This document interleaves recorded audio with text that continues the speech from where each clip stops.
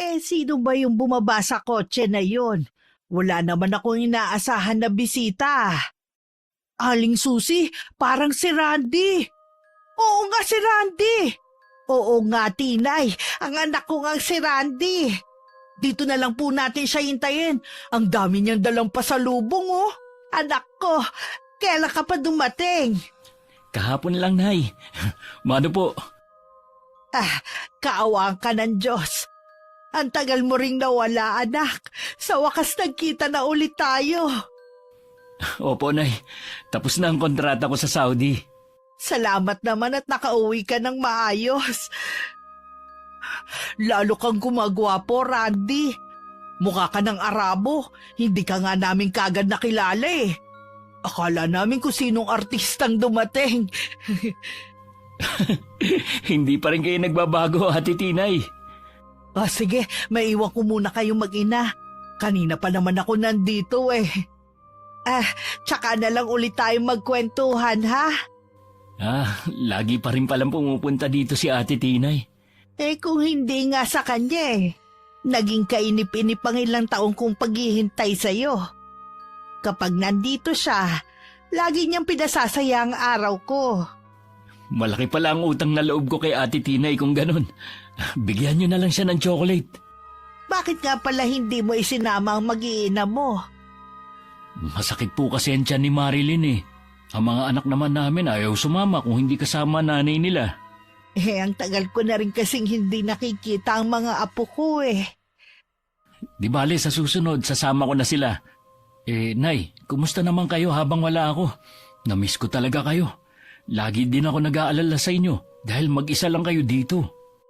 Mag-isa lang ako dito sa bahay pero maraming kapitbahay ang tumitingin sa akin. Katulad na lang ni Tinay. Marami ang nagmamalasakit sa akin kahit hindi nila ako kadugo. Ang pagkakaroon ng mabait na asawa ay biyaya mula sa may kapal. Pero ang sakim na asawa ay parang sumpa sa isang pagsasama. Kailanman hindi makukontento sa biyayang meron siya. Ang labis na kasakiman, madalas sumahantong sa kapahamakan ng mga mahal sa buhay. Mapagpalang araw, Miss Gwen. Matagal niyo na akong taga-subaybay at talaga namang nakakaadik ang makinig sa inyo simula nang irekomenda ng kapitbahay ko ang channel niyo. Araw-araw akong nakikinig at umaasa na isa na ang kwento ko sa maririnig ko. Tawagin niyo na lang akong Susi. Byuda at may isang anak. 65 na ang edad sa kasalukuyan. Malakas at walang iniindang sakit. Tubong Mindoro ang aking pamilya.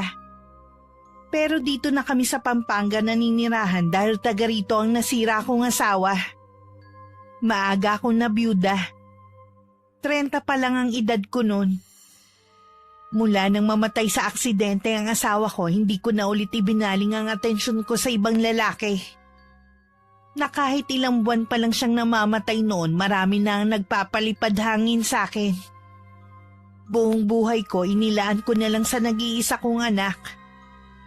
Kung ano-ano ang pinasok kong trabaho para mapagtapos siya sa pag-aaral. Hanggang sa nakapag-asawa siya at hindi nagtagal nakapag-abroad. Ano po ba ang pinagkakaabalahan niyo? Tumatanggap pa rin ako ng mga tahiin. Malaking tulong din kasi yun sa pang-araw-araw ko. Hindi ba kayo binibigyan ni Marilyn ng pera? Paminsan-minsan. Anong paminsan-minsan? Dapat po buwan-buwan kayong nakakatanggap sa padala ko. Yun ang sabi ko kay Marilyn eh. Hayaan mo na anak. Ang mahalaga naman naaalala niya akong bigyan. Totoo din ba na ayaw niyong tanggapin yung cellphone na pinabili ko kay Marilyn? Hindi ko naman kailangan ng cellphone Hindi naman ako marunong gumamit nun. Ayos na sa akin yung luma ko. Kaya ako yung pinabili para matawagan ko kayo. Para makapag-video call tayo. Gusto ko kasing malaman ang kalagayan niyo. Naging maayos naman ako sa loob ng ilang taon Patawarin niyo ako, Nay. Akala ko kasi hindi kayo pinababayaan ni Marilyn. Naniwala naman ako sa kanya na sinunod niya lahat ng billing ko. Anak, ayokong aawayin mo ang asawa mo dahil sa nalaman mo, ha? Naiintindihan ko naman ang asawa mo kung bakit niya yung ginawa. Nakukonsensya lang ako. Dahil kung saan-saan namamasyal ang pamilya niya at kumakain gamit ang perang pinapadala ko. Samantalang kayo, nagtitiis lang mag-isa rito. Kahit naman yayain ako ng asawa mo, hindi naman ako sasama sa kanila. Alam mo naman na hindi ako mahilig mamasyal. Mas nag-e-enjoy ako makipagkwentuhan sa mga kapitbahay. Naku, Nay, tinuturuan pa kayong maging tsismosa ng mga kapitbahay natin eh. Hindi naman, anak. Nay, ayusin niyo mga gamit niyo. Isasama ko na kayo pauwi ng bahay. Wag na, iho. Baka maging pabigat lang ako sa inyo doon. Nakikiusap ako sa inyo, Nay. Ang tagal nating hindi nagkita. Hayaan niyo naman na makabawi man lang ako sa inyo. Pwede ka namang dumalaw-dalaw dito eh. Iba pa rin yung nakakasama ko kayo araw-araw. Baka bumalik uli ako sa Saudi. Gusto ko lang sulitin na makasama kayo. Sige na nga. Baka matagalan na naman bago tayo magkita. Sige na po, ayusin niyo na yung mga gamit niyo. Dahil sa kagustuhan kong makasama ang anak ko kahit may pag-aalinlangan sa aking puso, pinagbigyan ko na rin ang hiling niya. Bago umalis, nagpaalam pa ako sa mga mabait kong kapitbahay na parang pamilya na ang turing ko. Mangiyak-ngiyak pa si Tinay na yumakap sa akin at nagbilin na dumalaw ako sa kanila. Ibinigay ko naman sa kanya ang chocolate na pasalubong sa akin ng anak ko. Siya na lang kako ang mamigay sa mga kapitbahay. May isang oras din bago kami nakarating sa bahay ng anak ko na ilang beses ko na rin napuntahan.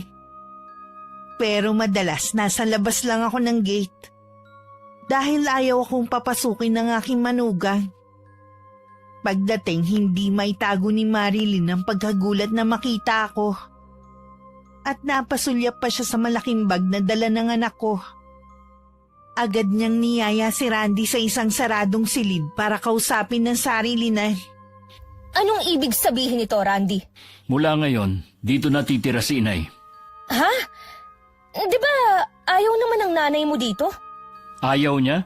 O ikaw ang may ayaw? Dapat, ipinaalam mo muna sa akin. Hindi yung nagdedesisyon ka na lang basta. Ngayon lang ako babawi sa nanay ko. Tapos kokontrahin mo pa? May pamilya ka na. Dapat kami ang priority mo, hindi ang nanay mo. Malaki naman tong bahay ah. Hindi naman magiging pabigat sa atin ang inay ko. Ang point ko lang naman kasi, mawawalan tayo ng privacy bilang pamilya. Hindi ibang tao ang nanay ko. Kararating mo lang, mag-aaway na ba tayo agad? Ikaw lang naman ang gusto makipag-away eh. Baka akala mo hindi ko alam ang ginawa mo. Puro kasinungalingan lang pala mga sinabi mo sa akin tungkol kay Inay. Hayaan mo muna akong magpaliwanag. Hindi na kailangan. Tanggapin mo na lang ng maluwag sa loob mo na dito natitira si Inay para kalimutan ko na rin ang ginawa mo. Sige na nga. Huwag na natin tong pag-awayan. Kailangan sulitin natin ang bakasyon mo. Huwag ka na nga pala magluto. Sa labas tayo kakain. Ay, gusto ko yan. May alam ako na restaurant na masarap ang pagkain. Ay, teka. Tatawagan ko lang ang mga magulang ko at mga kapatid. Huwag mo na silang tawagan dahil tayo lang ang kakain sa labas. Randy, ngayon mo lang naman sila makakasama pagkatapos ng ilang taon. Gusto mo bang magtampo ang mga magulang ko? May iba pa naman pagkakataon eh. Sige na nga. Bibihisan ko lang ang mga bata. Pinagbihis din ako ng anak ko dahil kakain daw kami sa labas. Tinanong pa niya ako kung saan ko gustong kumain. Sinabi ko na lang na kahit saan basta pagkain Pinoy. Sakay ng Grab nakarating kami sa isang simpleng kainan.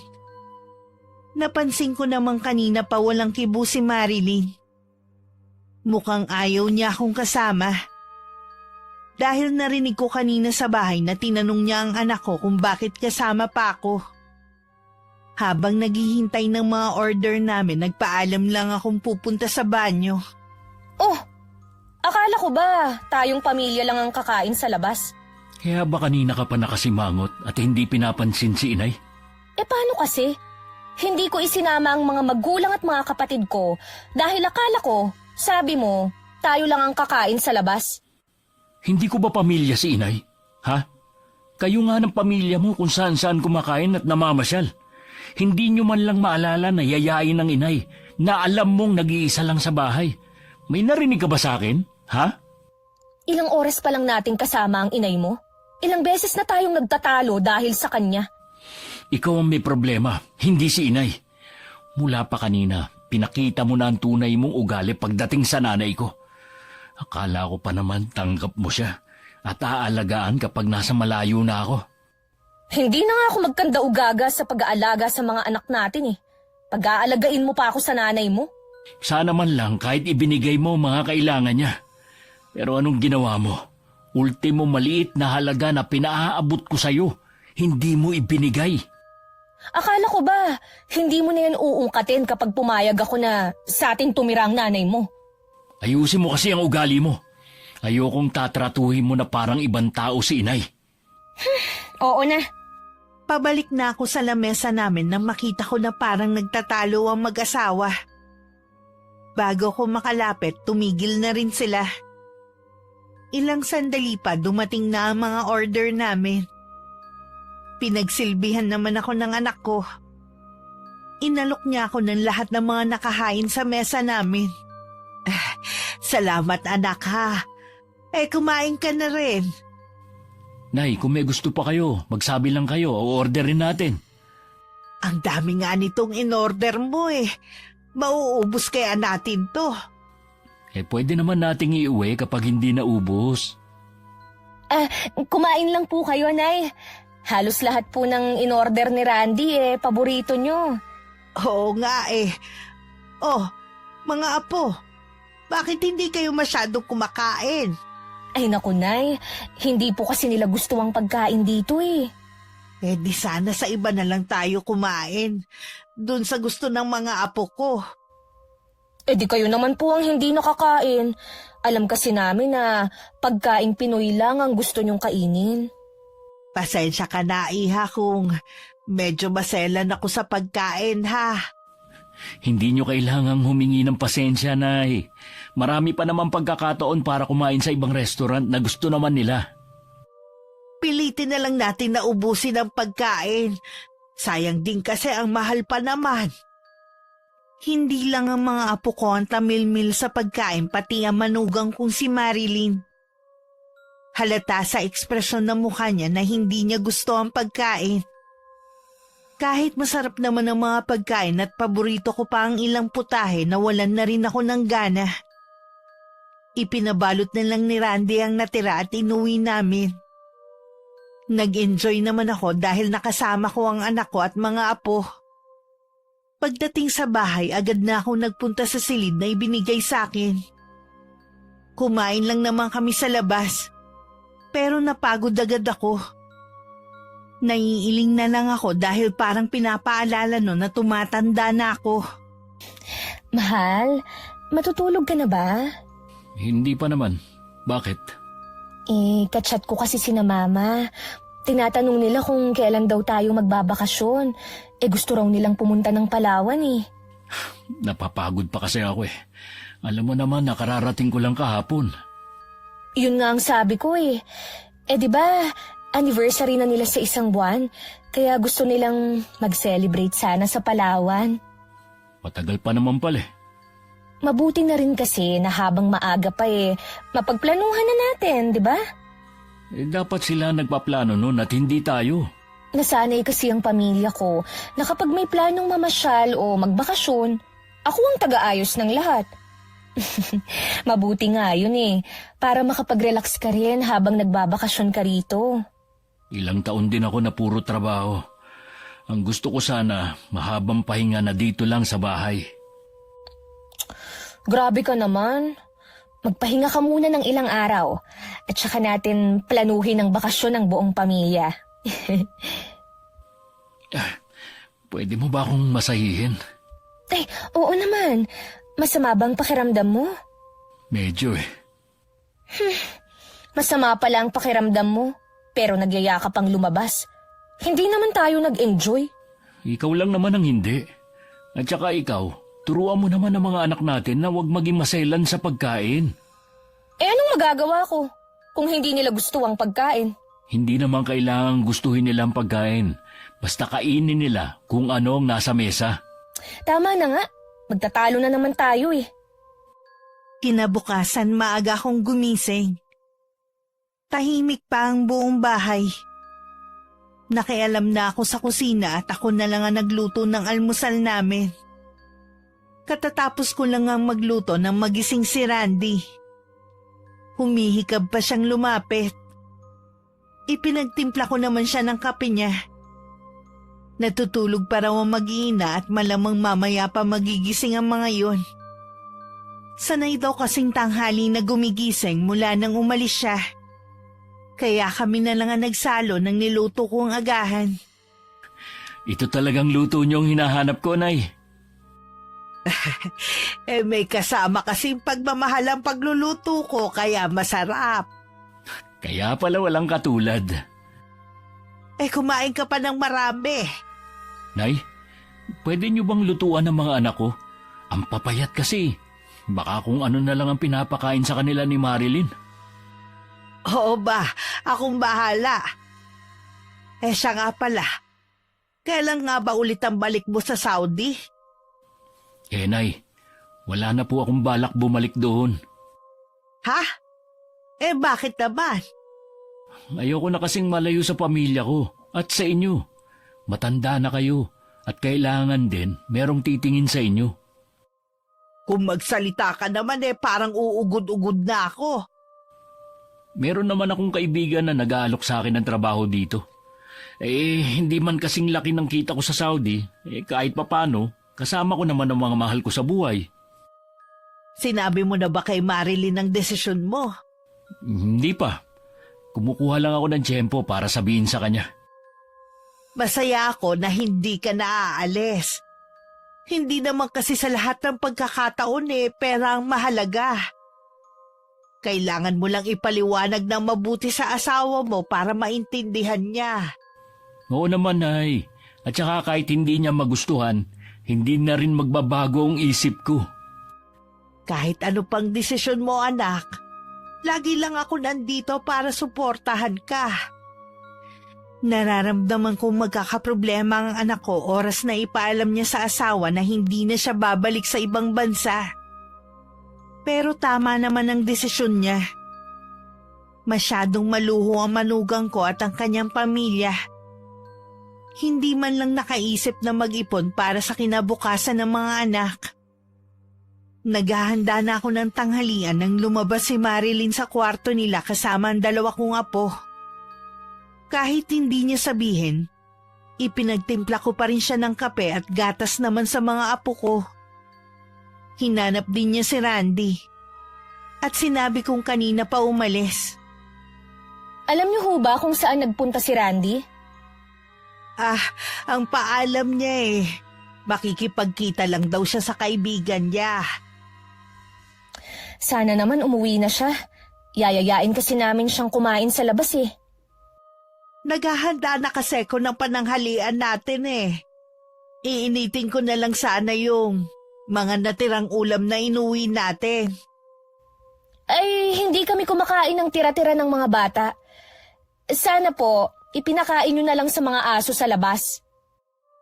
Sayang naman kung ipapakain lang sa mga aso. Ang mahal pa naman.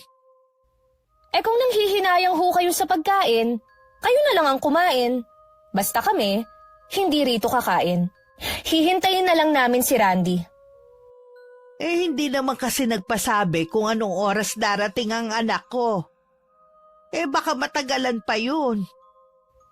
Kung hindi pa siya darating, pwede naman kaming umorder online ng pagkain, gaya ng lagi naming ginagawa. Hindi maganda sa kalusugan ang kumain ng mga pagkain na ino-order nyo lagi sa mga fast food. Kaya nga ang dami na nagkakasakit ngayon Ano ho ang gagawin ko? Hayaan na magutom ang mga anak ko. hindi naman sila sanay kumain ng mga lutong bahay. Dapat nga habang bata pa, sanayin mo na sila. Mas okay pa rin kasi kung magluluto na lang dito para makatipid din kayo. Alam ko ang gagawin sa mga anak ko, kaya wag na ho kayong makialam. Mga magulang ko nga hindi ako pinakikialaman. Kayo pa kaya? Nagmamalasakit lang naman ako Hindi ko kailangan ng pagmamalasakit nyo. Oo, sige. Hindi na ako makikialam. Kung magbabago ang isip ninyo, may sinaing naman ako rito. Teka, bakit naman ang dami niyong sinaing? Sa susunod, magpapaalam muna kayo sa akin bago kayo makialam sa kusina. Pasensya ka na ha. Yan ang gagawin ko sa susunod.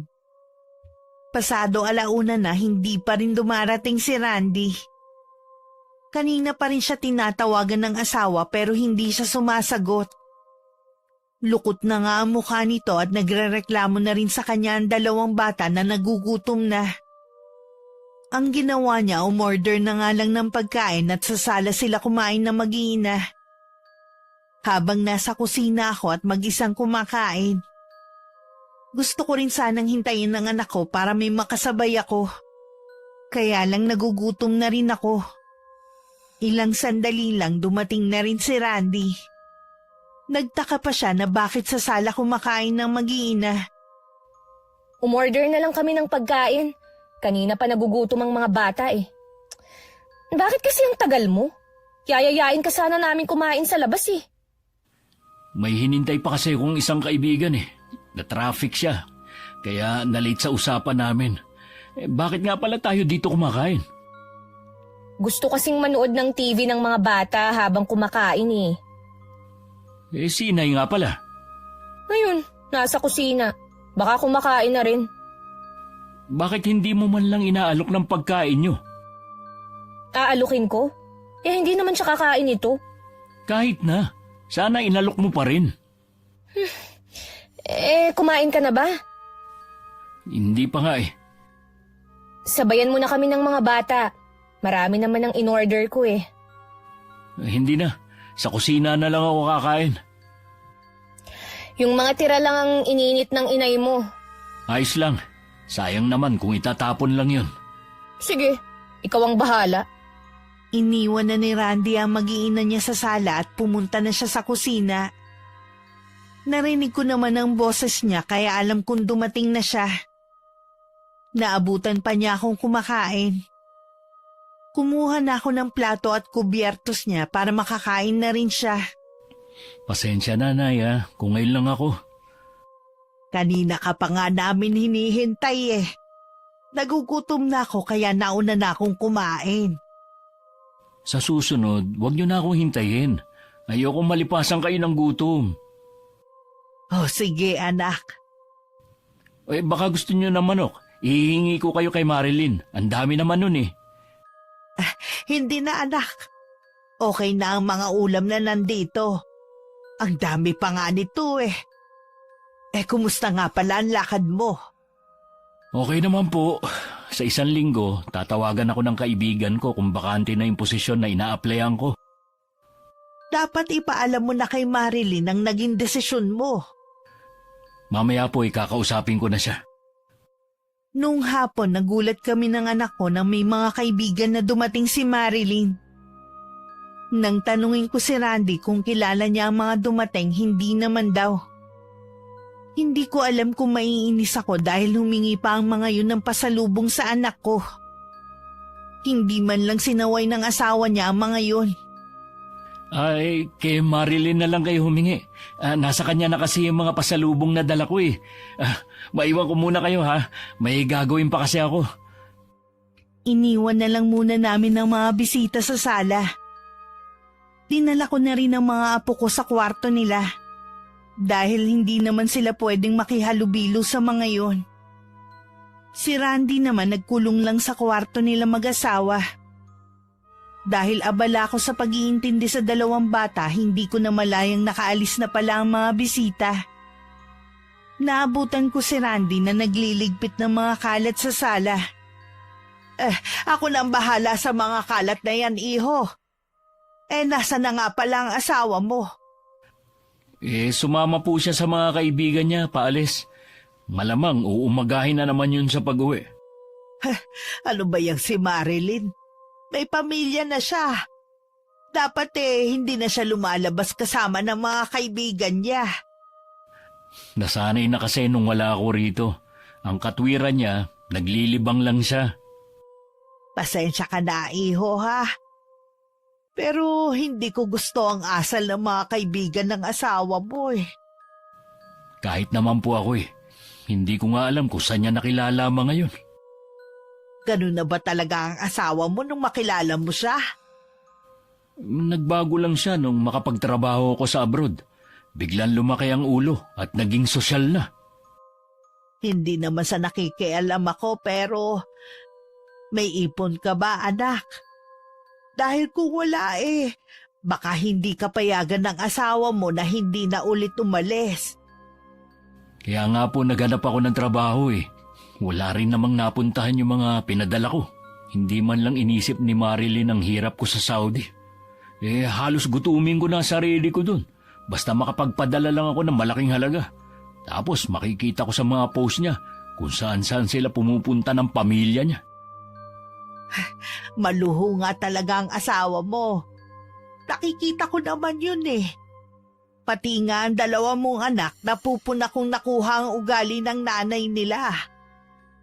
Nag-aalala ko na makalakihan nila ang maluhong pamumuhay. Paano kung wala na kayong maibigay na mag-asawa? Hindi naman ako nagkukulang ng paalala kay Marilyn Ngayon na nandito na ako na lang po ang didisiplina sa mga anak ko. Nandito lang naman ako para tulungan ka. Salamat, Nay, hindi ko talaga kakayanin kung wala kayo sa tabi ko. Ikaw ang lalaki, anak. Ikaw ang magdadala ng pamilya mo. Huwag mo sanang hayaang ikaw ang mapasunod ng asawa mo. Alam kong mahal mo siya. Pero dapat lang na siya ang sumunod sa'yo. Lalo na ikaw ang kumikita. Hindi ko naman hahayaan na masunod ang lahat ng kapritsyo niya. Malambot kasi ang puso ng anak ko at bihira lang magalit. Namana niya ang ganong ugali sa ama niya. Hindi ko rin naman siya masisi na mahalin ang asawa niya dahil maganda talaga yun. Pinakamaganda sa lahat na naging nobya niya.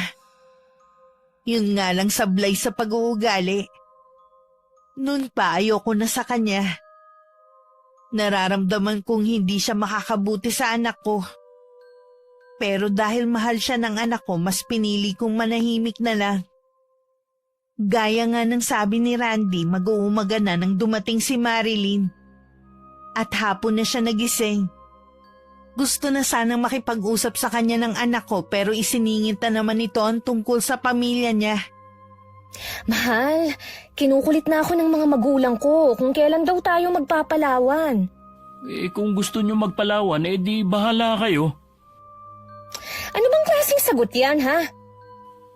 Ano bang gusto mong isagot ko, ha? Kung gusto nyo, ituloy nyo ang pagpunta doon. Sila naman ang gagastos Hindi mo yata ako naiintindihan Ipaliwanag mo kasi na maayos.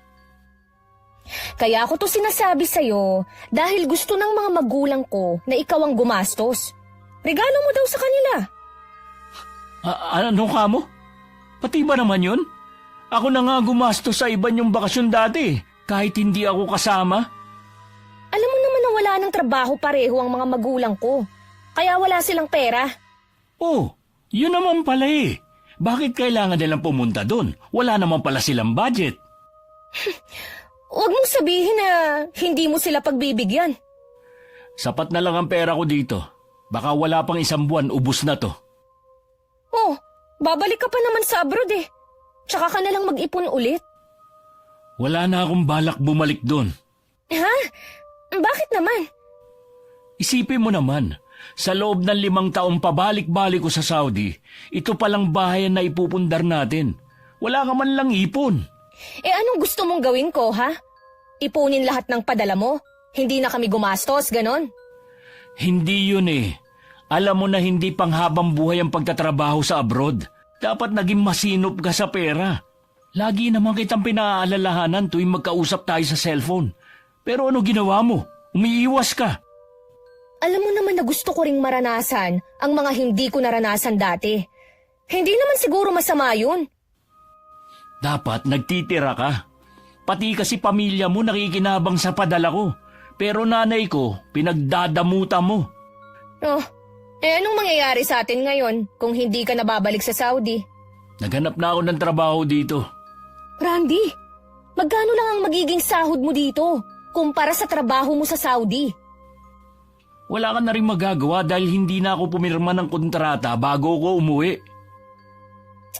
Pambihira ka naman, Randy. Nandun ka na nga, mas ginusto mo pa rin dito. O kung gusto mo, ikaw na lang magtrabaho dun. Ang gara mo palang mag-isip eh. Ako ang babae. Gusto mo, ako ang magtrabaho sa atin. Para maranasan mo kung paano ang buhay doon. Kung paano maging OFW. Akala mo kasi ganun lang kadali ang buhay namin doon. Hindi ako namumulot lang ng pera na pinadadala sa'yo. Sana man lang pinahalagahan mo. Tapos naman na yun. Hindi na natin maibabalik ang mga nagastos ko. Paano ko ba ito ipapaliwanag sa mga magulang at mga kapatid ko? Sabihin mo sa kanila na wala na kamo silang magagatasan. Yan ba ang tingin mo na ginawa nila, ha? Ay, hindi ba? Teka nga, kailan ka pa naging madamot sa pamilya ko, ha? Simula nang malaman ko na pinagdadamutan mo ang nanay ko. Sus, pasalamat ka nga eh. Binibigyan ko pa siya ng pera. Malakas pa naman siya. Bakit hindi siya magtrabaho? Para hindi siya laging nakaasa sa'yo. Nag-iisa lang ang nanay ko. Samantalang kayo ng pamilya mo, pati na mga kapatid mong pamilyado na, umaasa na rin sa akin. Pinakisamahan ka ng maayos ng pamilya ko. Tapos ngayon, susumbatan mo ko dahil sa kanila. Baka naman nakakalimutan mo. Bumait lang naman sila sa akin nung nakapag-abroad na ako. Bukas ang pinto ng kwarto at malakas na rin ang boses nila kaya naririnig ko ang pagtatalo nila. Nasa kwarto lang kasi ko ng mga apo ko at sinasamahan sila sa paglalaro. Tama naman ang mga sinabi ng anak ko. Bumait lang ang pamilya ni Marilyn sa anak ko nung mag-abroad siya. Sobra kong maliitin nila ang anak ko dahil mula lang kami sa mahirap na pamilya. Ilang beses din nilang pinaglayo ang dalawa pero pinaglaban nila ang kanilang pagmamahalan. Kahit dalawa na ang anak nila nun, hindi pa rin tanggap ang anak ko. Nang sumunod na araw, naging bisita ni Randy ang biyanan niyang lalaki. Tinanguan lang ako nito bilang pagbate. Iniwan ko na muna sila sa sala para makapag-usap. Wala nun nang mag-iina at may pinuntahan. Totoo nga palang sinabi ng asawa mo na dito mo na pinatira ang nanay mo. Mag-isa na lang kasi si inay sa bahay namin, kaya pinauwi ko na siya rito. Sa isang tahanan kasi, iho, kailangan isa lamang dapat ang reyna. Ang inaalala ko lang, baka pagmulan nyo ng problema ng anak ko ang pagpapatira mo sa nanay mo dito sa bahay nyo. Hindi naman inaagawan ng trono ni inay si Marilyn. Nakakatulong pa nga si inay dito sa bahay dahil ang anak nyo walang ginawa kundi ang gumimik kasama ng mga barkada niya. Mabuti naman kung hindi nga problema ang nanay mo. Yun lang ba ang dahilan ng pagpunta nyo rito? Nabanggit sa akin ni Marley na hindi ka na babalik sa Saudi. Sigurado ka na ba? May sapat ka na ba na ipon? Wala, pero nagdesisyon na rin ako na dumito na lang sa atin. Naghahanap na rin naman ako ng trabaho kahit paano dito kasama ko ang pamilya ko. Iba pa rin kasi kapag nasa ibang bansa ka, iho. Magkano lang ba ang sahod mo rito? Alalahanin mo naman yung mga apo ko. Pasensya na kayo pero buo na ang pasya ko. Huwag mo sanang pagsisiyan ang desisyon mong yan, iho. Marami dyan ang naiingit sa narating mo. Pero ikaw gano'n na lamang kadaling talikuran yun. Mahirap din kasi ang buhay sa abroad, lalo na malayo sa pamilya. At saka ayos naman ang magiging trabaho ko dito kung sakali. Maganda ang posisyon na ina-applyan ko sa isang kumpanya. Mukhang hindi na nga magbabagong isip mo. Paano? Aalis na ako. Sige pa, ingat kayo sa pag-uwi. Alam mo, anak, hindi ko maintindihan kung bakit kailangan pa magsumbong ng asawa mo sa ama niya. Akala yata ni Marilyn, makukumbinse ako ng ama niya. Paano kasi? Pati sila maapektuhan ngayong hindi ka na babalik sa Saudi. Hindi pa rin talaga nagbabago biyanang ko. Ganun pa rin ang tingin niya sa inyo. Hayaan mo na. Hindi ko namang ikamamatay kung hindi niya ako kausapin eh. Kung magbabakasyon man tayo, hindi na sila kasama sa plano. Ayoko ng mga taong hindi kayo nire-respeto. Akala ko ba wala kang sapat na ipon? Sinabi ko lang yon para hindi ako kulitin ni Marilyn. Tama rin naman ang ginawa mo. Sa panahon ngayon mabilis maubos ang pera pero ang hirap kitain. Kaya nga po panahon na siguro para matuto si Marilyn. Kapag nag-aaway kayo hanggat maaari sana, huwag niyong iparinig sa mga anak ninyo. Pasensya na po, Inay. Hindi na yun mauulit. Gabi na nang dumating sina Marilyn at mga apo ko. Kinuha ko na sila para mabihisan dahil inaantok na. Sinabi naman ng manugang ko na kumain na sila sa labas. Makahulugan ko pang tiningnan ng anak ko bago kami tumalikod. Papasok na rin sana si Marilyn nang pigilan siya ng anak ko. Sinabi niya rito na galing kanina rito ang papa niya. Bakit kailangan mo pa magsumbong sa papa mo? Nagtatanong kasi sila tungkol sa pagpunta natin sa Palawan.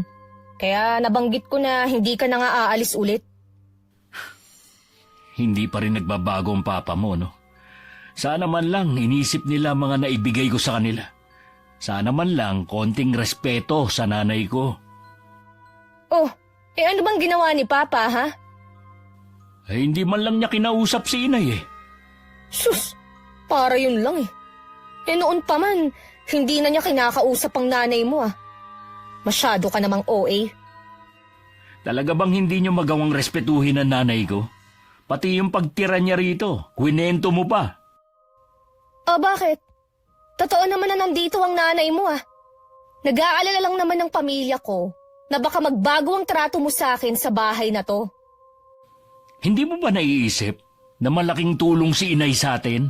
Siya ang gumagawa ng mga bagay na hindi mo maasikaso dahil abala ka sa ibang bagay.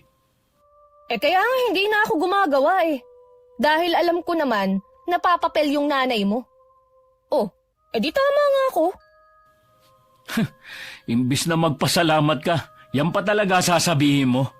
Wala ka na nga ang ginawa kundi ang matulog dito sa bahay Alam mo, Randy, kung lagi na lang tayong mag-aaway dahil sa nanay mo, mabuti pang pauwiin mo na lang siya. May bahay naman siya Sarili mo lang ba talaga ang iniisip mo at ang pamilya mo? Kaya ako nga dinala si Inay dito dahil wala siyang kasama sa bahay namin. Di hanapan mo ng kasama. Problema ba yun? Ay sayaw at sa gusto mo, dito lang si Inay. Baka nakakalimutan mo. Asawa mo ako. At ako ang mas may karapatan sa kanya sa bahay na to. Ay mas lalo naman ako dahil ako ang bumili ng bahay na to. Mabuti pa. Magsama kayo ng nanay mo. Mula nang dumating ako sa bahay ng mag-asawa ni minsan hindi ako pinakitaan ng maganda ni Marilyn. Pinaparamdam niya talaga sa akin na hindi niya ako gustong makasama. Binabaliwala ko na lang ang mga pinapakita niya.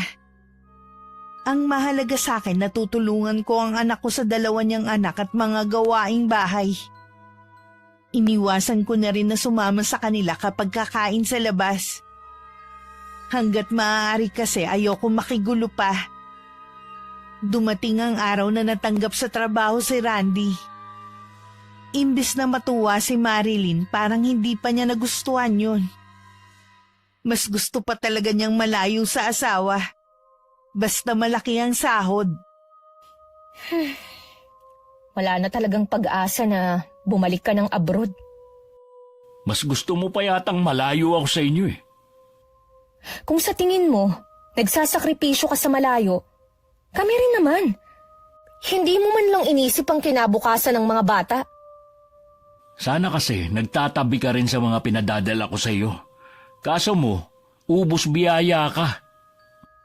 Oo na, kasalanan ko na. Malaki rin ang sahod ko. Magagawa pa rin naman natin kumain sa labas at mamasyal, gaya ng nakasanayan nyo ng mga bata. Pero hindi na natin pwedeng isama ang pamilya mo. Baka isipin naman nila, nagdadamot na tayo. Alam naman nila na wala na ako sa abroad ah. Dapat maintindihan nila yun. Nasanay na rin kasi sila na tuwing kakain sa labas, kasama sila, kahit sa mga bakasyon. Ikaw naman ang nagsanay sa kanila eh. Kaya bahala ka nang magpaliwanag. Kahit hindi natuloy ang bakasyon nila sa Palawan, sana naman, bigyan mo sila ng regalo sa anniversary nila. Bibigyan na lang kita ng pambili ng regalo. Ikaw na ang bahala. Regalo lang? Wala na ako maibibigay kundi yun. Kung gusto mo palang maibigay ang mga luho ng pamilya mo, sana nagtrabaho ka na lang para sa kanila. Randy, ano bang problema mo? Hindi ka naman dating ganyan ah. Alam mo siguro, nasusulsulan ka ng nanay mo. Walang sinasabi si inay. Huwag mo siyang idamay sa usapan. Sabi ko na nga ba problema lang ang dala niya sa bahay na to. Tigilan mo na nga ang kakasabi niyan kay inay. Kung totoo naman kasi. Ang totoo kasing problema dito, nagagalit ka at ang pamilya mo dahil hindi na ako babalik sa Saudi. Ay, alam mo, nakakapagod na paulit-ulit na lang ang pinag-aawayan natin. Ikaw kasi. Mabuti pa sigurong tanggapin ko na lang na dito ka na talaga magtatrabaho. Ay, dapat nga ganun. Pasensya ka na kung lagi kitang inaaway. Naiintindihan naman kita. Napansin kong masigla na ang anak ko. Nakita ko ring inaasikaso na siya ng manugang ko. Masaya na rin ako dahil ibig sabihin nun nagkaayos na silang mag-asawa.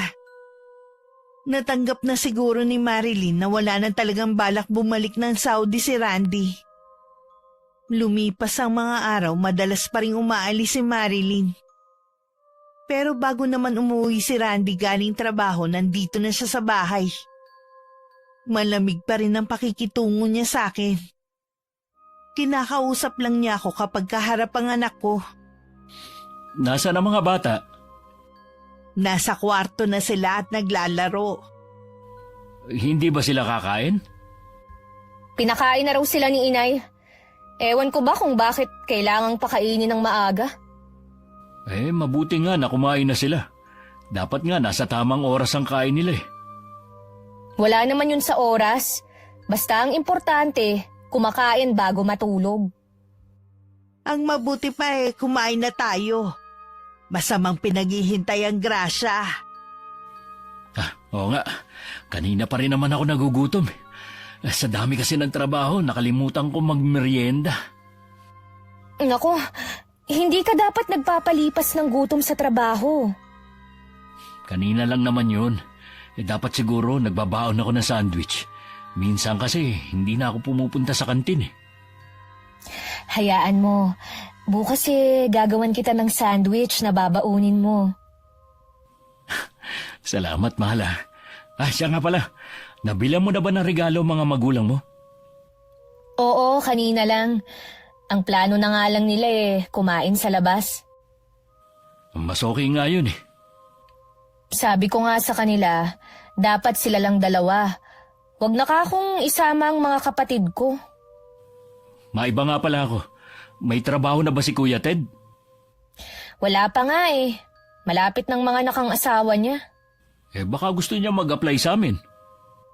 Sasabihin ko sa kanya, alam mo naman yon, mapili sa trabaho. Sa panahon kasi ngayon, hindi na dapat siya namimili. Katulad niyan, mga anak na pala ang asawa niya. Wala pa nga silang naitatabi eh. Nanghihiram sa akin. Sabi ko, wala naman akong pera. Noon pa kasi may pagkatamad na ang kuya mo. Sana binago niya ang ganong ugali. Hindi naman kami nagkulang ng paalala sa kanya eh. Ay, wag na nga natin siya pag-usapan. Kumain na lang tayo. Nay, ang sarap po na niluto niyong ulam ah. Alam ko kasi na isa yan sa namimiss mo kaya niluto ko. Masarap nga. Iyon nga lang eh. Parang napaalat yata. Iniiwasan ko pa naman ng maaalat na pagkain. Uwe, kumakain ka nga ng mga fast food eh. Tsaka tama lang naman ang timpla. Sabihin mo nga pala sa akin ng mga ulam na kinakain mo, Iha. Para mapagluto din kita. Ay nako, baka ho hindi nyo kayang lutuin ang mga pagkain gusto ko. Oo nga, Nay. Medyo sosyal kasi itong asawa ko eh. Kung ganun kayo na lang ng mga bata. Nakakatuwa nga ang mga anak mo Marunong na silang kumain ng gulay. Mabuti naman kung ganun. Habang naghahapunan, tuloy lang ang kwentuhan ng dalawa habang tahimik lang akong kumakain. Nagtatawanan pa sila sa mga biruan nila. Hiling ko lang sana na tuloy-tuloy na maayos ang relasyon nila. Nasasaktan rin ako kapag nag-aaway sila at makitang malungkot ang anak ko. Nang mga sumunod na araw, napansin kong lagi lang nasa bahay si Marilyn. Pero lagi siyang may kausap. Minsan nasa sala siya, may kinakausap sa cellphone niya. Hindi ko alam kung bakit ako nakaramdam ng kaba ng mga oras na yon. Alam kong labag sa kagandahang asal pero nakinig pa rin ako sa pakikipag-usap niya. Alam kong lalaki ang kausap niya. Mula nun, lagi ko na siyang minamanmanan. Isang araw hindi ko na napigilang hindi siya kumprontahin. Aalis ka ba para makipagkita sa lalaki mo? Ano? Makikipagkita ho ako sa mga kaibigan ko. Alam kong may iba kang lalaki. Kailan mo pa niloloko ang anak ko, ha? Hindi ko ho alam ang sinasabi nyo. Wala akong lalaki. Huwag ka na magkaila pa. Ilang beses kong narinig ang pakikipag-usap mo sa lalaki mo. Pati ba naman ang pakikipag-usap ko? Pinakikialaman mo? Hindi ka na nakontento sa pakikialam sa pag-aalaga sa mga anak ko at pati dito sa bahay. Huwag mong ibahin ang usapan para mabaling sa akin ng sisi. Alam kong masaya ka dahil ako ang gumagawa ng mga bagay na dapat ginagampanan mo. Kung labag naman pala sa loob nyo ang ginagawa nyo rito sa bahay, edi bumalik na lang kayo sa inyo.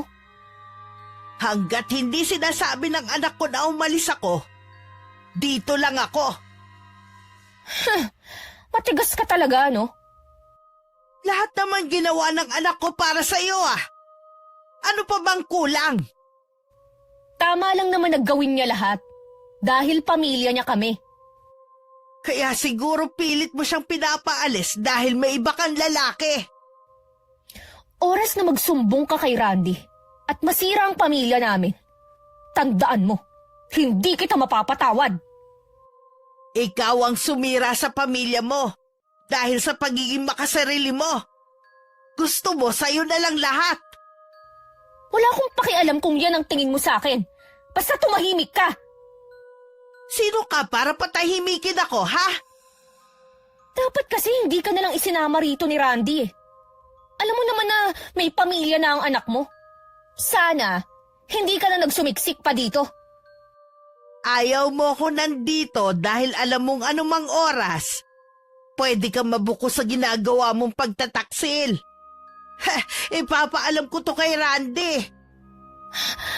Hindi ka pwedeng magsumbong kay Randy. Isipin mo naman ang mga anak namin. Hindi ka ba naaawa sa kanila? Hindi ka nga naawa sa anak ko Lagot ka sa mga magulang ko kapag isinumbong kita. Yan lang ba kaya mong ipanakot sa akin, ha? Sige, Magsumbong ka sa mga magulang mo! Hihintayin ko sila rito! Mula nang kinausap ko ang manugang ko, lagi na siyang balisa. Hindi na rin siya sumasabay sa aming kumain. Alam kong naiilang siya sa presensya ko. Ang ginawa ko, sumasabay na lang ako sa pagkain sa mga apo ko para sabay silang kumain mag-asawa. Madalas din siyang tulala at malalim ang iniisip. Hanggang napuna na siya ng anak ko. Tuwing tinatanong naman siya ni Randy, lagi namang walang problema ang sagot niya. Isang umaga kami na lang ng mga bata ang nasa bahay. Pagkaalis kasi ni Randy, umalis na rin ang manugang ko at hindi man lang nagpaalam sa akin. Habang hinahanda ko ang tanghalian ng mga bata, dumating naman ang balaay kong babae. Wala dito si Marilyn. Kami lang ng mga bata ang nandito. Alam ko, nasa bahay ang anak ko. Pinatulog ko muna dahil hindi daw siya makatulog dito sa bahay nila. Bakit naman? Dahil sa'yo. Tinatakot mo daw siya. Gusto nga sumama pa ng asawa ko, pinigilan ko lang. Ako pa talaga ang sinabihan niyang nananakot sa kanya. Baka naman nakukonsensya na siya dahil sa ginawa niyang panloloko sa anak ko. Hindi mo ba alam na may ibang lalaki ang anak mo? Binibigyan mo lang ng mali siya ang pakikipag-usap niya kay Aris. Magkaibigan lang sila noon pa. Alam ko ang narinig ko. Hindi ako pinanganak kahapon at lalong hindi ako tanga. Oras na masira ang pamilya ng anak ko, walang dapat sisihin kundi ikaw. Ngayon alam ko na kung bakit ganun ang ugali ni Marilyn. Meron naman palang pinagmanahan. Ang mabuti pa, umalis ka na sa bahay na ito. Bigyan mo ng katahimikan ng pamilya nila. Aalis lang ako dito kapag mismong anak ko na ang nagpaalis sa akin. Saan ka ba kumukuha ng kapal ng mukha na tumira rito? Alam mo namang ayaw sa'yo ni Marilyn. Kayo, saan ba kayo kumuha ng kapal ng mukha para magpasasa sa perang padala ng anak ko? Bigay sa amin ng anak ko yun. At wala kang pakialam doon. Pwes wala ka rin karapatang sitahin ang pagtira ko rito. Sige lang magmatigas ka. Hintayin mo na pumunta dito ang asawa ko. Ano bang magagawa ng asawa mo, ha? Akala nyo yata lahat ng tao kaya nyong pasunurin. Galit na umalis ang balai ko. Inaasahan kong sa mga susunod na araw guguluhin nila ako para mapaalis ako. Kung hindi ko lang sana natuklasan ang lihim ni Marilyn, baka nga umalis na lang ako para sa katahimikan ng bahay na to. Unti-unti na rin kasing lumalabas ang tunay na ugali ng pamilya ng manugang ko. Hindi lang sila mga sugapa sa pera. Pati pala ugali nila hindi rin maganda. Parang gusto ko tuloy pagsisihan na hindi ko pinigilan ng anak ko noon na pakasalan ng asawa. Sana hindi siya napabilang sa pamilya nila. Masasaktan talaga ng husto si Randy. Oras na sabihin ko sa kanya ang tungkol sa ginagawa ng asawa niya. Sana kumilos ang tadhana na siya na mismo ang makatuklas ng kataksilan ni Marilyn. Hindi ko kasi kayang saktan ang damdamin ng anak ko. Maagang dumating si Marilyn ng araw na yun. Halatang galit siya sa akin. Inaasahan ko naman yun dahil siguradong nagsumbong na ang mama niya. Pinapasok na muna niya ang 2 bata sa silid bago niya ako hinarap. Sino ka para pagsalitaan ng masama ang mama ko, ha? Nakikitira ka lang dito sa pamamahay ko? Anong gusto mo? Tanggapin na lang ang mga sinabi ng mama mo sa akin, ha? Totoo naman kasi lahat ng sinasabi niya eh. Umalis ka na lang kasi dito. O sige, aalis ako. Pero sasabihin ko muna sa anak ko ang ginagawa mong kataksilan. Di sabihin mo, samahan pa kitang magsabi eh. Wala ka ng kahihiyan. Pagkatapos ng mga sakripisyo ng anak ko, ito pa ang mapapala niya? Wala akong ginagawang masama. Hindi mo nga kayang patunayan eh. Sige, sabihin mo sa kanya. Dalhin mo habang buhay sa konsensya mo, oras na masira ang pamilyang ito. Sigurado naman ako na hindi ikaw ang paniniwalaan ni Randy. Hindi ko alam kung ano ang nakita sa'yo ng anak ko. Napakasama naman ng ugali mo kahit ang pamilya mo. Kung maibabalik ko lang sana ang nakaraan, pipigilan ko ang anak ko na pakasalan ka. Wala ka nang magagawa dahil kasal na kami. Dahil sa pagtatalo namin, pareho naming hindi namalayan ng pagdating ni Randy. Sa labas pa lang ng bahay, naririnig na niya ang malakas na boses ni Marilyn. Mabilis siyang pumasok sa loob at naabutan niya kami sa kusina. Sabay pa kaming napalingon nang magsalita ito. Ay, anak! Nandiyan ka na pala. Wala ba sa inyong magpapaliwanag kung ano nangyayari? Ikaw, Marilyn, ano na naman ang kinagagalit mo sa nanay ko? Pinagbibintangan kasi ako ng nanay mo eh. Ano naman ang binibintang niya sa'yo? Mabuti pa, Randy. Nanay mo na lang ang tanungin mo. Sigurado naman ako na siya ang paniniwalaan mo sa aming dalawa. Saan ka pupunta? Kayo na lang ng nanay mo ang mag-usap. Ayokong marinig ang mga kasinungalingan niya. Paano natin maayos ang problema kung tatalikuran mo kami? Ang mabuti pa, anak eh. Babalik na lang ako sa bahay natin. Ano ba kasi ang pinag-awayan niyo? Ano yung sinasabi niya na binibintang niyo sa kanya? Kilala mo ko, anak. Hindi ko ugali ang manira ng kapwa ko. Ang gusto ko bantayan mo ang asawa mo. Huwag puro trabaho ang atupagin mo. Ano pong ibig niyo sabihin? Ang asawa mo na lang ang tanungin mo. Bukas na bukas din aalis na ako sa bahay na to. Patawarin mo ko, anak, ha? Nagkaroon kayo ng problema dahil sa akin. Hindi ako papayag na bumalik kayo sa bahay natin. Nakikiusap ako sa inyo. Nakikita ko na napamahal na sa inyo mga anak ko. Hindi sila malapit sa mga biyanan ko. Pero sa inyo, sa sandaling panahon, nakuha nyo na agad ang loob nila. Malulungkot din ako kapag hindi ko na sila makakasama. Pero ayoko na mas lalo kayong magkagulong mag-asawa. Kakausapin ko si Marilyn. Hindi sa lahat ng oras, siya ang masusunod sa bahay na to. Kung hindi pa rin siya pumayag, aalis na lang ako. Pagkatapos ng pag-uusap namin ni Randy, pinuntahan ko na ang mga apo ko sa silid nila. Agad silang yumakap sa akin na para bang nararamdaman nila ang balak kong pag-alis. Sa kwarto naman nila mag-asawa, naabutan ng anak ko si Marilyn na may kausap sa cellphone. Agad itong nagpaalam sa kausap niya. Hindi mo ba talaga kayang maging mabait sa nanay ko? Hindi dahil inaagawan niya ako ng trono sa bahay na ito. Pati pakikipag-usap ko sa cellphone, binibigyan niya ng mali siya. Tama ba naman na pagbintangan niya ako na may lalaki, ha? Matanda na si inay. Sana pinagpapasensyahan mo na lang. Ang gusto ko, alisin mo na siya rito.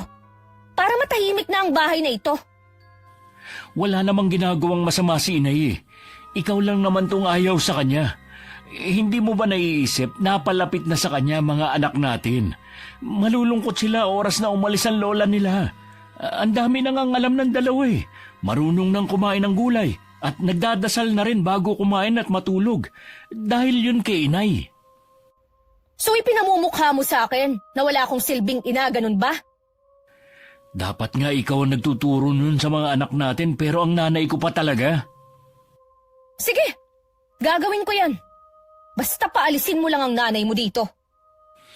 Ngayon nga lang ako bumabawi sa nanay ko eh. Sa lahat ng hirap niya sa akin tapos gusto mo pang paalisin ko siya. Kung hindi dahil sa kanya, wala ako sa kinalalagyan ko ngayon. Wala kang utang na loob sa kanya. Obligasyon niya na pag-aralin at bigyan ka ng magandang buhay. Mahal ko si inay, kaya gusto kong bumawi sa kanya. Ayoko sa kanya at ayokong nandito siya.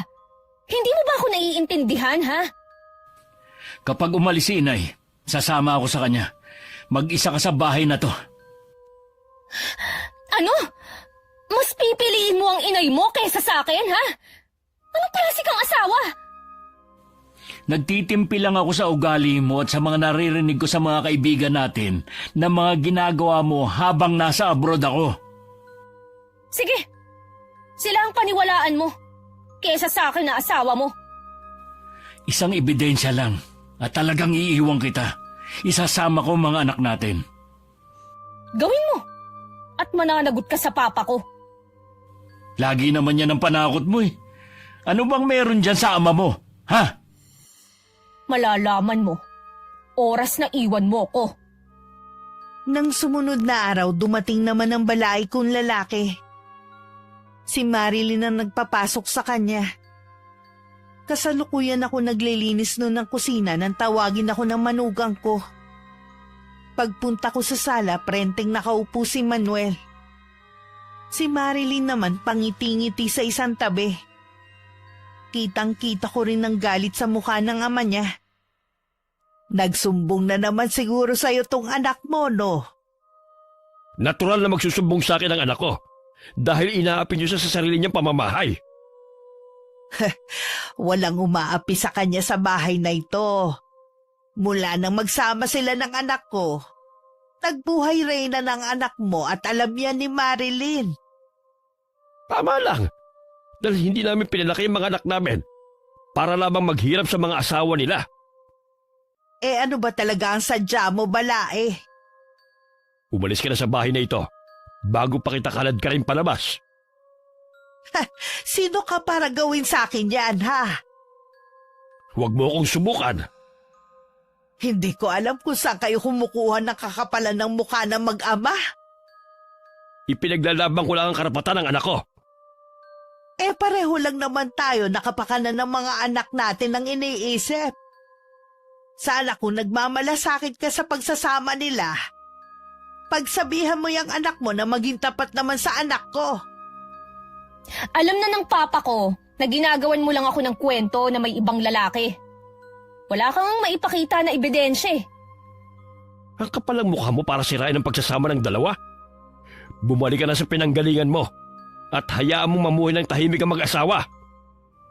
Magkaroon ka naman sana ng kahihiyan, Nay. Umuwi ka na sa inyo. May sarili ka namang bahay eh. Huwag ka na makihati sa kita ng anak mo. Ipaubaya mo na lamang yun sa mag-iila. Bibigyan lamang kita ng ilang araw para umalis sa bahay na ito. Eh kung wala na kayong sasabihin, maiwan ko na kayo. May gagawin pa kasi ko sa kusina. Sana naman umalis na siya. Hindi talaga ako mapakali kapag nandito siya. Sabihin mo lamang ako kapag hindi pa siya umalis. Kakalad ka rin ko talaga sa palabas ng bahay na ito. Salamat pa ah. Lagi kayong nandyan. Eh hindi naman kita pwedeng pabayaan na lamang. Siya nga pala. Malapit ang piyesta sa atin. Pakisabi mo nga sa asawa mo na baka pwedeng siya nang sumagot sa panghanda natin. Sasabihin ko po sa kanya. Hindi naman yung tatanggi eh. Malaki naman ang sahod niya sa trabaho. May mas malaki sana kung nasa abroad siya. Imbis na nakakapagbakasyon kami ng mama mo sa iba't ibang lugar napurnada patuloy. Kaya alam mo namang ikaw lang ang pwede naming asahan sa bagay na yon. Wala na po tayong magagawa. Hindi ko mapilit si Randy. Baka kahit dito na siya nagtatrabaho magawa pa rin natin. Titingnan ko po. Bago pa lang kasi sa trabaho si Randy. Mahirap kung ngayon ko siya hihiritan. Sabihan mo na lang kami ha. Paano? Aalis na ako. Mag-iingat po kayo sa pag-uwi nyo. Kasalukuyan ako nasa silid ko. Inayos ko ang mga damit ko at inilagay ko lahat sa bag na dala ko. Pati mga damit na binili ni Randy sa akin nung dumating ako rito. Napangiti pa ako nung maalala ko kung paano niya patagong binigay sa akin ng mga to. Maging ang mga alahas na binili pa niya nung nasa Saudi siya. Alam kong hindi niya ako papayagan kaya aalis ako ng palihim. Nakakaramdam na rin kasi ako ng hiya sa pananatili ko rito. Ayoko na rin dagdagan ng kahihiyan ko. kung sakaling kalad ka rin ako ng balai ko. Kinabukasan madilim pa umalis na ako sa bahay nila. Dahil walang pasok ng araw na yun si Randy, tanghali na siyang nagising. Nagtaka pa siya dahil hindi niya ako nakita sa kusina. Sa pag-aakalang nasa silid ako, pinuntahan niya ako ron. Nakita niyang bukas ang kabinet at wala ang mga damit ko. Hindi aalis si inay ng walang dahilan. Hindi ko alam. Dahil hindi naman kami nag-uusap ng nanay mo. Baka naman kasi may sinabi ka sa kanya. Mabuti pa umaming ka na lang. Wala akong aaminin. Dahil wala akong ginagawa sa kanya. Si nanay na lang ang tatanungin ko. Huwag mong sabihin na pupuntahan mo pa siya. Umalis na nga siya rito eh. Hayaan mo na. Kaya mo bang gawin ang ginagawa ni inay nung nandito pa siya? Ha? Oo naman. Para yun lang eh. Si inay na lang ang nag-iisa kong pamilya. Pero dahil sa kasakayman mo, lumayo siya. Hindi naman kasi tama na pamilyado ka na, makikipisan pa sa atin ang nanay mo. Ang mga magulang ko nga eh, ni minsan hindi nakitulog dito dahil malaki ang respeto nila sa atin. Iba naman ang mga magulang mo eh. May mga kasama sila sa bahay. Samantalang si inay, mag-isa lang sa dati naming bahay. Nakikiusap naman ako, Randy. Huwag mo na siyang pabalikin dito. Kahit siguro magmakaawa pa ako kay inay, hindi na rin siya babalik dito. Mabuti pa, mamasyal na lang tayo ng mga bata. Ang tagal na nating hindi nakakalabas eh. Okay, bihisan mo na lang yung mga bata. Nang mga sumunod na araw, napilitang gumising na maaga si Marilyn para maghanda ng almusal ng mag-aama. Kahit nahihilo pa dahil puyat, wala siyang magawa kundi gawin ang ginagawa ko. Pati paglilinis sa buong bahay at pakikipaglaro sa mga anak.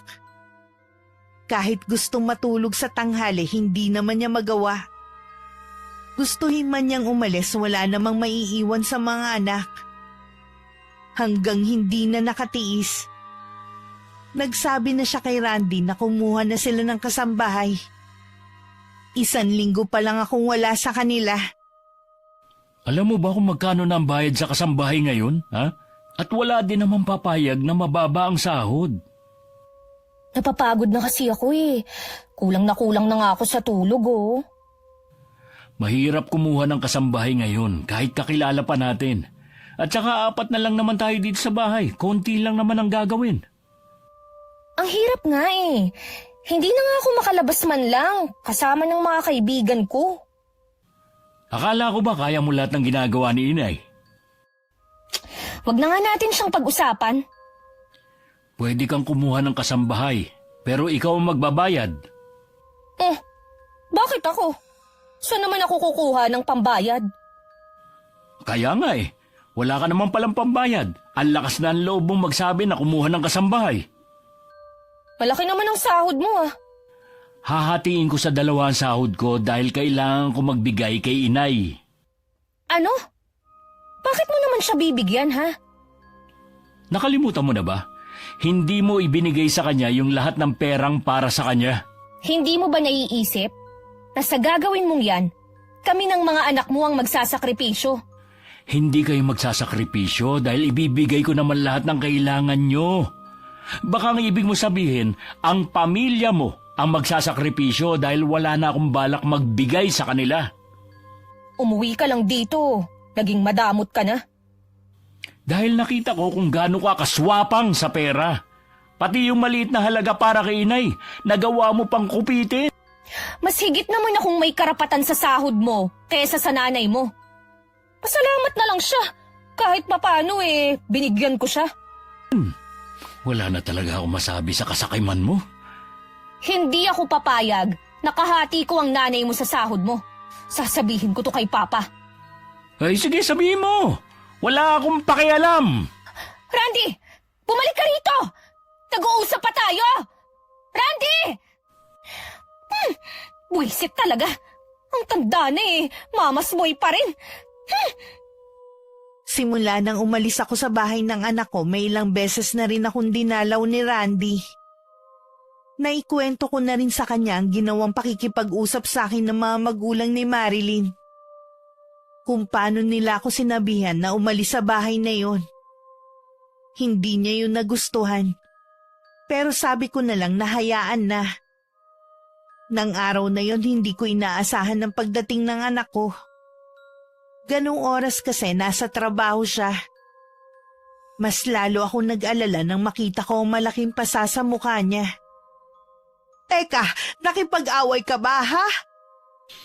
Opo, Nay. Hindi ko na kasi napigilan yung galit ko kanina. Sinugod ko yung lalaki ni Marilyn. Ang kapal pa ng mukha na sabihin na matagal na sila. Matagal na daw akong balak hiwalayan ng asawa ko kung hindi lang daw sa pera ko. Paano mo nalaman ang tungkol sa lalaki ng asawa mo? May kaibigan ako na nakakita sa kanila sa isang handaan noon. Kinunan pa sila ng video. Ngayon nga lang niya pinakita sa akin dahil nag-aalangan daw siya dati. Yun siguro ang lalaking lagi niya kausap sa cellphone niya. Pwede mo silang kasuhan, anak. Hindi na po. Ayokong mag-aksaya ng oras sa kanila. Magsama na sila ng lalaki niya basta sa akin ang mga anak ko. Ano pa kayang hinahanap ni Marilyn sa'yo at nagawa pa niya manlalaki? May mga ganun talagang babae, Nay. Hindi makontento sa asawa nila. Kasalanan ko rin siguro dahil malayo ako sa kanya. Magpalamig ka na muna ng ulo, ha, bago ka umuwi. Baka kasi masaktan mo ang asawa mo dahil sa bugso ng galit mo eh. Kaya nga po dito ako tumuloy. Ayoko munang umuwi sa amin. Bahay mo pa rin to at kahit anong oras pwede ka rito. Ang kwarto mo nga pala ang una kong ipinaayos. Salamat po, Nay. Hindi ko na alam ang gagawin ko eh. Kung ano ang tingin mong tama, yun ang gawin mo. Kahit masakit. 2 araw ding hindi umuwi si Randy sa bahay nila. Hindi rin niya sinasagot ang tawag ng asawa. Nasisiguro naman daw niya na nakapagsumbong na sa kanya ang lalaki nito na alam na niya ang relasyon nila. May mga gabing nakikita ko siyang umiiyak sa dilim. At labis ako nasasaktan para sa kanya. Kapag kaharap naman ako, lagi may nakapaskil ng ngiti sa labi niya para hindi ako mag-alala. Nung araw na yun, nasa bahay nila Marilyn ng papa niya. Sakto balak umuwi ni Randy para kunin ang mga damit at isama ang mga anak. Ano bang pumasok sa ulo ng asawa mo at bigla na lamang siya umalis ng bahay?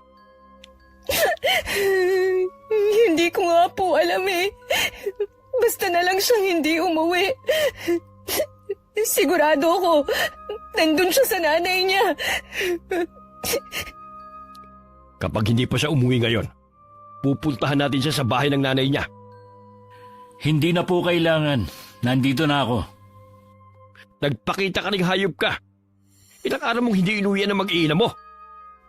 Ang gusto ko, umuwi ka na rito sa bahay niyo at humingi ka ng dispensa sa anak ko.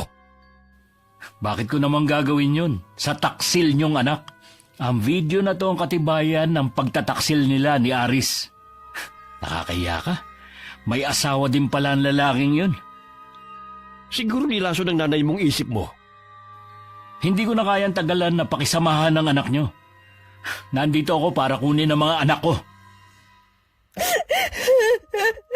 Randy, maawa ka. Huwag mo akong iwan. Hindi mo maaaring gawin yan. Inuutusan kita na umuwi na rito. Sino kayo para utusan ako? Ha? Ang mabuti siguro, ang iuwi nyo, yung anak nyo, doon sa inyo. Hindi ka aalis dito. Dito lang tayo. Ay, ikaw ang bahala. Mabuti nga yun para magkausap kayo ni Dina. Dina? Sinong Dina? Yung asawa ni Aris. Nakalimutan mo na ba agad? Yung babaeng iskandalosa. Paano niyo nalaman yung bahay natin? Huwag mong sabihin, sinabi mo. Kaibigan mo siya, di ba? Sa tingin mo, hindi siya makakagawa ng paraan? Paanong gagawin natin? Nakakahiya. Baka malaman ng mga kapitbahay. Tabi-tabi pa naman ng mga bahay dito. Eh di huwag mong papasukin.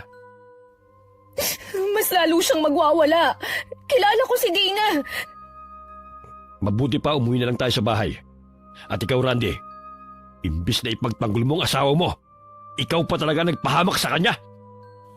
Siya ang gumawa ng kalokohan at hindi ako. Mas mabuting harapin niya yun kesa takasan niya. Eh baka naman malaking pagkukulang mo sa anak ko. Kaya niya yung nagawa. Naku, pasensya na kayo kung nagawa niyang magloko habang nasa abroad ako at nagpapakahirap doon para maibigay ko lang ang pangangailangan niyo. Tama na! Kahit ano pang sabihin mo, ikaw pa rin ang may kasalanan ng lahat ng to! Pagkatapos ng problemang ito, kailangan niyo pa rin magkaayos ni Marlene. Naiiling na lang si Randy. Habang nakasunod ang tingin sa mag-ama na daig pa ang pugante na tumatakas. Ni hindi man lang nagawa ng asawa na magpaalam muna sa mga anak. Tuwang-tuwa naman ang dalawang bata na makita ang ama. At lalo silang natuwa nang malaman na makikita at makakasama na nila ako ulit. Pagdating sa bahay, halos ayaw nang humiwalay sa akin ng mga apo ko. Bumitiw lang sila sa akin nang kailangan na nila matulog. Desidido na rin si Randy na hiwalayan ng asawa at gagamitin niya ang ebidensyang nasa kanya. Para hindi kunin na manugang ko ang mga anak nila. Inaasahan ko rin na bigla na lang susulpot si Marilyn sa bahay namin. At talagang isinama mo pa ang ama mo rito. Hindi ka ba makakilos nang wala siya? Ayoko ng mahabang usapan. Gustong bawiin ng anak ko ang mga bata. Mabuti pa ilabas mo na sila at nang makaalis na kami. Huwag mo sanang kalilimutan na nasa bahay kita. Wala kang karapatan na manduhan ako. Nakikiusap ako sa inyo, Nay. Ilabas niyo na ang mga anak ko. Hindi mo naman talaga mahal ang mga anak mo eh. Sarili mo lang ang mahal mo. Gagamitin mo lang naman sila para perahan si Randy. Kung ako sa iyo huwag mo na silang kunin para hindi ka nakasuhan ng anak ko. Alalahanin mo nasa hustong gulang na ang mga bata para mamili kung kanino sila sasama. Huwag ka mag-alala, anak. Gagawa tayo ng paraan. Gusto ko pong makausap si Randy. Hindi ka rin niya haharapin. Gusto ko lang pag-usapan namin ang tungkol sa mga bata. Hintay mo na lang na kontakin ka niya. Bibigyan ko lamang hanggang bukas ang anak mo para makipag-usap sa amin. Dahil kung hindi, magsisisi siya. Hindi rin naman sineryoso ni Randy ang pagbabantang yun ng biyanan niya. Ayaw talaga ng anak kong makipagkita sa asawa kahit kinausap ko siyang makipagkita. Para pagkasunduan ng tungkol sa mga anak nila. Lumipas ang 1 linggo na wala kaming balita kay Marilyn at sa pamilya nito. Nakahinga naman kami ng maluwag at walang iniisip na baka manggulo na naman ang mag-ama dahil sa hindi na pagbigyan ng gusto. Lingid pala sa amin may ibang pinaplano ang balai ko. Hindi ko muna pinapapasok dito sa kwarto mo ang 2 bata. Sabi ko masama ang pakiramdam mo at baka mahawa sila. Hindi ko nga po alam kung bakit tuwing hapon nilalagnat ako Ngayon naman, naninikip ang dibdib ko. Dapat nagpapacheck up ka na. Baka kung ano na yan Galing na ako sa doktor kanina. Pina-check up ko na ang baga ko at nagpa-laboratory na rin ako. Okay naman ang resulta Magpapatingin pa rin ako sa ibang doktor. Gusto ko lang masiguro na tama ang resulta ng test sa akin. Maliban sa pananakit ng katawan, ano pa bang nararamdaman mo? Hindi ako makatulog sa gabi. Kahit antok na antok ako, parang may pilit na gumigising sa diwa ko. Tsaka Kapag nakahiga ako, parang may tumutusok na maliit na karayom sa balat ko. Pinipigilan ko na nga lang na mapasigaw sa sakit eh. Parang alam ko na ang nangyayari sa'yo. Ano po kaya ang sakit ko? Wala kang sakit, anak. May kumukulam sa'yo. Po? Sino kaya ang gumawa nito sa akin? Hindi kaya si Marilyn? Malalaman natin kapag nagpatawag tayo ng albularyo. Ipapatawag ko ang tiyuhin ni Tinay. Magaling na manggagamot yon at malupit sa mga gumagamit ng karunungang itim. Hindi niya sasantuhin ang gumawa nito sa'yo. Sige po, Nay. Ipatawag niyo na siya. Hirap na talaga ako eh. Ayoko makita ko ng mga anak ko na nasa ganitong kalagayan. Nung gabing yun dumating si Mang Berto. Agad itong nagsagawa ng orasyon para labanan ng kumukulam sa anak ko. Meron siyang inilagay na malapad na dahon sa noo ni Randy. Hindi kasi nito mapigilan ang pabaling-baling ng katawan dahil sa sakit na nararamdaman. Kumalma naman ito. Pero bakas pa rin sa mukha ang sakit na pinagdadaanan. Para namang may sumasakal sa akin. Hindi po ako makahinga. Galit na galit ang gumagawa nito sa iyo. Gusto kanyang pahirapan. Huwag ka mag-alala. Hindi niya ako kayang talunin. Gusto kong ibalik mo sa taong yon ang ginawa niya sa anak ko. Ako ang bahala. Kahit matanda na siya, hindi ko siya patatawarin. Tama ba ako na ang balay kong lalaki ang may gawa nito? Oo, Susi. Siya na nga. At kasabwat pa niya ang kanyang anak. Nakita ko silang magkasama habang naglalakbay ang aking diwa. Mga wala talaga silang puso. Dapat kay Marilyn napaparusahan din para magtanda. Pagagalingin ko muna si Randy bago ko sila balikan. Muling nanahimik ang buong silid. Kahit ang mga usal ng albularyo hindi maririnig. Tanging pagbuka lang ng kanyang bibig ang mapapansin. Makalipas ang ilang oras, gumaling na rin ang anak ko. Pinainom lang siya ni Mang Berto ng halamang gamot. At naging mahimbing na ang tulog niya. Kailangan niyang makabawi ng lakas. Ilang gabi rin siyang hindi pinatulog. Maraming salamat sa iyo, ha? Mabuti na lang nandyan ka. Wala yon. Mabutit na agapan natin ang anak mo. Ang mangyayari sana sa kanya na hindi natuloy, sa taong yon mangyayari. Nang mga sandaling yun, natataranta naman sina Marilyn sa nangyayari sa papa niya. Kanina pa sumasakit ang tiyan nito. Naglalabasan na ang mga ugat sa kamay, leeg at sa muka. Humihingi na po ng tulong sina Mama at Kuya. Dadalhin na po namin kayo sa ospital. Hindi ako mapapagaling ng mga doktor. Nabigo ako, anak. Natalo ako. Ano pong ibig niyong sabihin? May magaling na albularyong nagpagaling kay Randy. Ibinalik niya sa akin ang sumpang ginawa ko. Nalaman po kaya nila na kayo ang nasa likod ng nangyari kay Randy? Oo, anak. Ikaw nang bahala sa mama mo. Nararamdaman ko na hindi na ako magtatagal. Sorry pa. Kasalanan ko tong lahat. Kung di dahil sa akin, hindi mangyayari to sa inyo.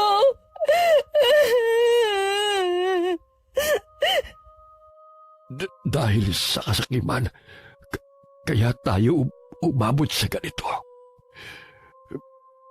May pagkakataon ka pang magbagong buhay, anak. Huwag mong sayangin ang pagkakataon. Pakayanin niyo po! Labanan niyo ang nangyayari sa inyo! Ayoko pang mawala kayo!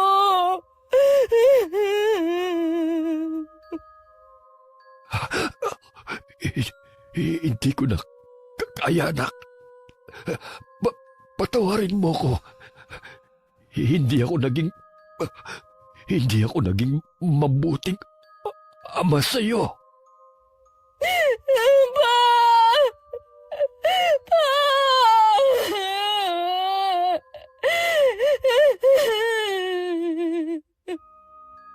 Lumaki pa ng lumaki ang tiyan ni Manuel hanggang sumambulat yun. Tumalsik pa kay Marilyn ang ilang bahagi ng laman loob nito at kumalat pa sa buong silid. Nagtitili na lang siya hanggang dumating ang ina at mga kapatid. Kahit sila nabigla sa nadatnan, ilang sandali ring tulala lang silang lahat. Naging tikom din ang bibig ng pamilya nila sa tunay na ikinamatay ni Manuel. Makalipas nga ang 1 buwan, nagpunta si Marilyn sa bahay namin. Hindi naman ako nagulat sa itsura niya. Kung gaano siya kaganda nun, kabaliktaran na ngayon. Nawala ang kinis ng balat niya na dating mala porselana. Malaki rin ang nabawas sa timbang niya. Yun ang epekto ng kulam ni Mang Berto. Wala na pala ang papa ko. Nabalitaan nga namin. Pasensya ka na kung hindi kami nakapunda. Nailibing na kasi ang ama mo nung mabalitaan namin. Ayos lang. Bakit ka nga pala nandito? Gusto ko lang humingi ng tawad sa mga nagawa ko sa inyong kasalanan. Nagsisisi na po ako. Pinatatawad na kita. Ikaw pa rin naman ang ina ng mga anak ko. Pinapatawad na rin kita. Alisin mo na ang bigat dyan sa dibdib mo. Marami pong salamat. Napakabuti niyo. Sana rin po hayaan niyo ako na madalaw ang mga anak ko. Gusto ko pong iparamdam sa kanila na nagbago na ako at mahal ko sila. Hindi kita inaalisan ng karapatan sa bagay na yan. Pero sana, huwag ka nang umasa na magkakabalikan pa tayo. Huwag kang mag-alala, Randy. Hindi ko hihilingin yun. Para lang talaga sa mga bata. Sana rin po mapatawad niyo na rin ang papa ko. Nagbayad na siya sa ginawa niyang kasalanan, sapat na yun. Sana lang matahimik na ang kaluluwa niya nasan man siya ngayon.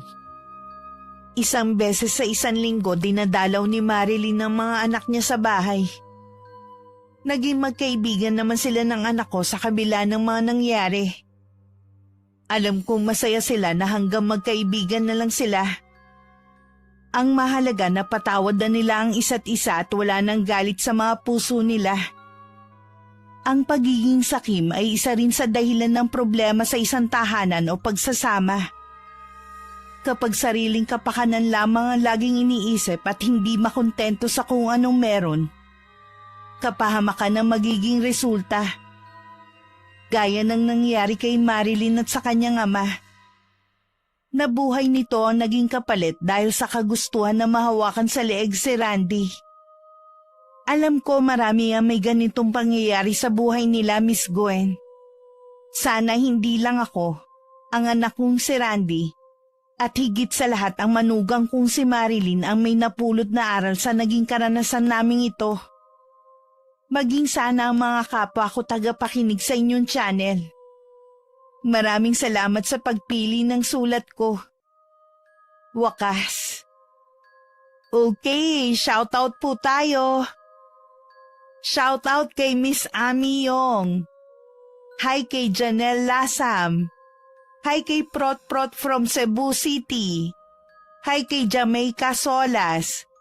Hi kay Giselle Capiding. Hi kay Josefina Fuelias from Pasig. Hello kay Angel San Pedro from Saudi Cobar. Hello kay Colin Esperal. Shoutout sa Barangay Bigyan, Polilo, Quezon na laging nakikinig. Maraming salamat sa inyo. Hi kay Amori Saceda from Saudi. Hello kay John Roy Reyes. Hi kay Emily Servano from Amman, Jordan. Hello kay na Gladys San Ramon, Marlo Coylan, and Gerald Lapik. Hi kay Michael Atencion from Talavera, Nueva Ecija. Hi kay Jora Lu Joy Joy from Mindanao. Hi kay Jen Duwering o Doring. Hello kay Grace Coronel from Batangas. Hi kay Jessica Sobremonte from Quezon City. Hello kay Rosemary Lagunsad. Hi kay Nikki Dasoy from Rizal, Kalinga. Hello kay Inday Along. Hi kay Corazon Dumaulaw. Shoutout sa Galindez family and Ramos family. Hello kay Rosemary Casonete. Hi sa John Lea family. Hi kay Cassie Barcelona from Bahrain. Shoutout sa Mahinay family and Espaliona family. Shoutout sa Bakay Onera family. Hello kay na Ma'am Jonaline Nisperos Rivera at Germaline Gakayan na masugid natin taga-subaybay. Maraming salamat po. Hello kay Marilyn Gasha sa Andre from Cagayan Valley. Hi kay Maylin Acedron from Saudi. Hello kay Margie Gianga from Kuwait. Shoutout sa Benny Dals PH from Abha, Riyadh. Hi kay Raquel Laure from Muntinlupa City. Hello kay Loida Padayogdog. Hello kay na Raquel Hasigawa, her husband Mitsuru, and Uncle Buboy in Mexico, Pampanga. Hi kay na Troy, Tresha May at Axel Rose. Hello kay Jennifer Uwano from New Zealand. Hi kay Nerissa Molina. Hello kay Cherry Joy Totanes. And hi kay Arlene Castro Ramos. Maraming salamat po sa patuloy niyong pagsuporta at pakikinig. Ingat! God bless!